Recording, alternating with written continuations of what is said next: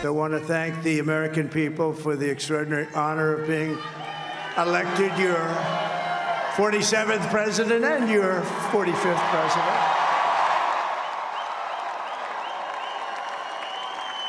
With this election result, we really get very concerned that all the talks are now going to be what will happen in the absence of the US, and the US not meeting its finance goal or even reversing some of the mitigation policies that Biden administration brought. That is going to be at the heart of the conversation at COP29.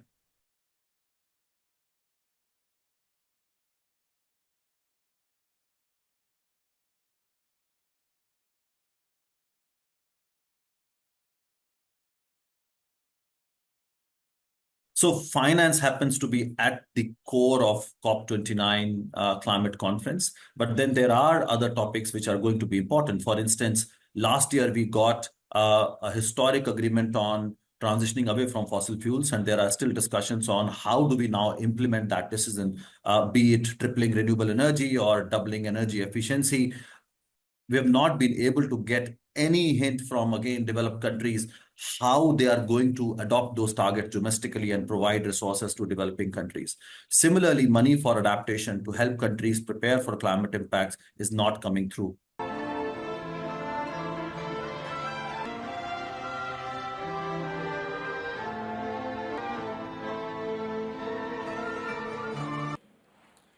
Hearing no objection, it is so decided.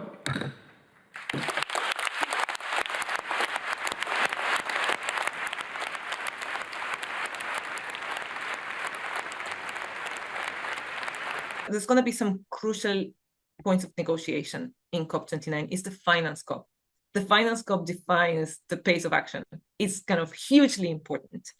There's going to be a major redefinition of the new collective quantified goal of allocating funding for the poorest countries to be able to address climate change, for a just transition.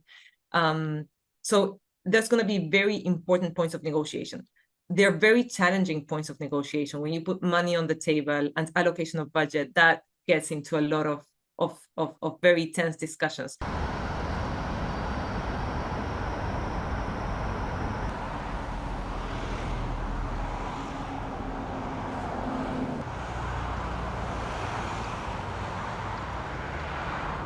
This is where we then come to the debate of probably expanding the space of donor countries to reflect also some of the rather rich developing countries who are already contributing to climate finance, but don't want it to be reported at the same level as the rich countries currently do.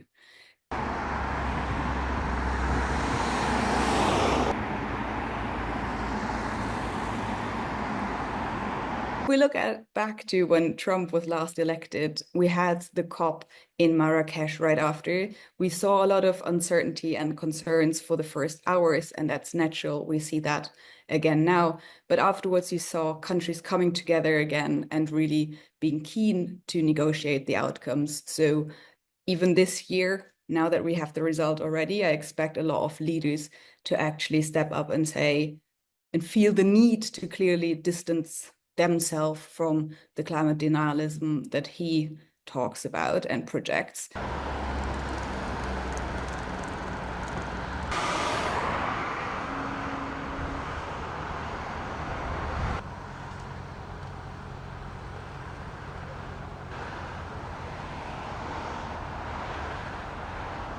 As we go into COP, and what's making COP even more important this year is, in the past when the US has pulled back, we've seen other countries pull back, but there's a lot of momentum now in the climate system. The energy transition is underway, and there's other things that are driving it: market demand, prices, renewable prices coming down, battery storage going up. So there's a lot of momentum in the system.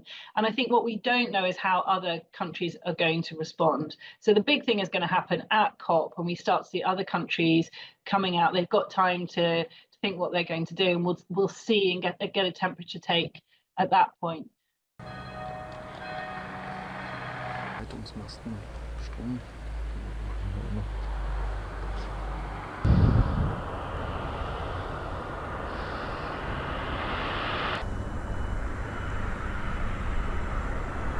The talks this year should really lay out the groundwork for the critical moment next year, which will mark 10 years since the Paris Agreement was signed. And it's also kind of the deadline for countries to submit their NDCs, so nationally determined contributions or national climate action plans. And in order to do this, developing countries need to be sure that the money is available. And at COP29, this really needs to be secured and agreed.